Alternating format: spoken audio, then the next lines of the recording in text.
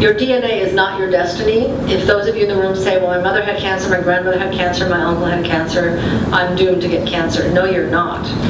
Or you can talk about hereditary, well, so-and-so had Alzheimer's, I guess I'm going to get Alzheimer's. That is not. Your DNA is not your destiny. Time Magazine, a very interesting article, I'll recommend you look it up if you'd like, January 2010. Saying your DNA is not your destiny. It's talked about epigenetics, which is the study of how your lifestyle choices and your environment impact your health, ultimately, influence your genetic code. And they found that your predisposition genetically to cancer is less than 10%. Every one of us in this room. Our genetic predisposition to cancer is less than 10%. We talked about cancer here. It's actually true for most of the other diseases too. It's not that you're coded for disease, you know, like, oh, I'm part of the X family, I guess that's my lot in life. Our family's always through the years gotten X. Less than 10%. Your lifestyle and your environmental choices account for 90%. So you have so much control over your health. And it's something we want you to take away from today, is be aware that you have control, you're in the driver's seat. Genes have switches we can turn on and off according to the lifestyle that you choose. So surgery, chemo, and radiation are the standard treatments for cancer. How on earth did we get here? That hasn't changed in 30 years. All kinds of other parts of medicine have evolved. Why hasn't cancer treatment evolved?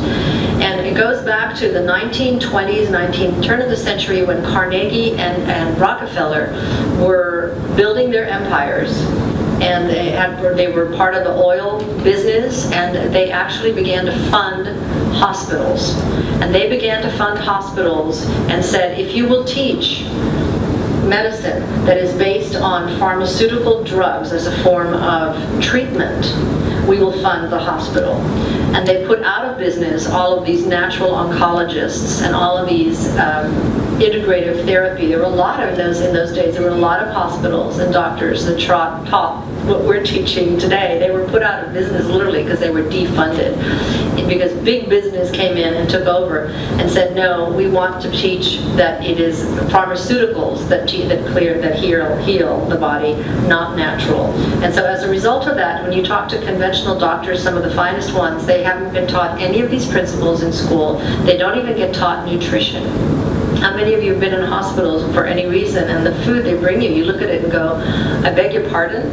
We have a testimony, it was too long, we didn't leave it, but a friend of ours, someone who we know, who had stage 3 colon cancer, and was in the hospital. They took his big chunk of his colon out, and they brought him a sloppy Joe as his first meal after having had his colon removed. And he looked at that and said, is this something that I should be eating? I just had my colon taken out, you know, my big chunks of my intestine. And they brought him a sloppy Joe. Do you know what that is? It's like a big bun, hamburger bun with meat just slapped on it, drenched instead of ketchup and stuff like that. That was the meal that the hospital gave him. He said, I'm not eating that. I just had my health, you know. Anyway, so we're going to show you a tape of how chemo, radiation, and pharmaceuticals to treat cancer became the status quo.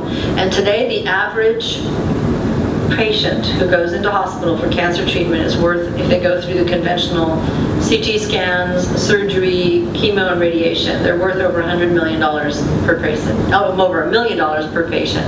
So it's big business, and there's a lot of incentive to keep it that way. The therapies we're going to talk to you about today are so much cheaper. They're so affordable because they're natural, and it doesn't make any stockbrokers, any board of directors very, very wealthy, you know. So this became the accepted standard of treatment. How did we get here? So let's listen to Dr. Daryl Wolf and then Dr. Patrick Quillen a little bit about what this is. Just to explain, we are not vegans. We're on a maintenance regime right now, and we do not. Russell I do the same food that he does because I don't want to get sick. So I'm doing it preventatively, and this is his maintenance regime. We are not vegan. You don't have to be vegan to live a healthy lifestyle, to go 80%, 90% raw. In this case, she did. She had cancer in 4 different spots, and in 2 months, by taking care of it with nutrition, she got well. So you just have to realize that depending on what stage you're in and how bad things are, you can take drastic measures with your natural approaches to things and have the body respond in kind. But If you're preventing, if you're maintaining, unless you're just really having a terrible time, we're not saying you've got to go vegan. That is not. There's all kinds of ways. We do red meat occasionally. We'll do fish. We do chicken. We have a very wholesome, balanced diet. So it's just to let you know this. Okay. When I go through the nutrition section, we'll give you some examples of other diets. But the principles that we spoke about earlier today of organic, of beef that is grass-fed is really important. Pardon? Raw milk. Raw milk and raw vegetables are actually, we do eat a lot of raw vegetables. What does that mean, raw vegetables? You don't We cook do them. juices. And Or things. juice them, or I take Smoothies. broccoli and cut it up so small and put it in a salad and sprinkle it like you would sunflower seeds on it. So you get broccoli uncooked. So we eat a lot of raw food, raw vegetables, because the enzymes are still there, which are destroyed when you cook it. Or a lot of them are destroyed when you cook it. So eating raw in the vegetable kingdom is a better way to go. So now we'll take a break. Right. So I just want to ask you, what's the takeaway from this for you? Somebody speak up. What's the takeaway? What do you gather from this? Well, what I gather is that we are at a very elementary stage of understanding how things are connected. Yeah. I also believe that, I'm from a world that took bird cheese in drinks. Yeah, me too. There's a lot of things, there's mushrooms, there's things for healing that are used, and I think that it's extremely complicated. I don't think there's one fits all. Right. But I do think people walk around, myself included, with a fungus that I picked up in Brazil.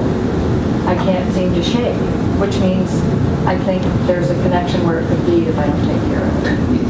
Yeah. So I think we get indications, and we need to address them broadly, and it's macro and micro simultaneous. Yeah. But Yeah. I think there has to be a connection with it. I do too. I don't. It's his diet that I went on to get, and actually, Yeah, that's what I read in. the fungus on my toes went away. Yeah, which you probably had. Yeah, who knew that there was any connection?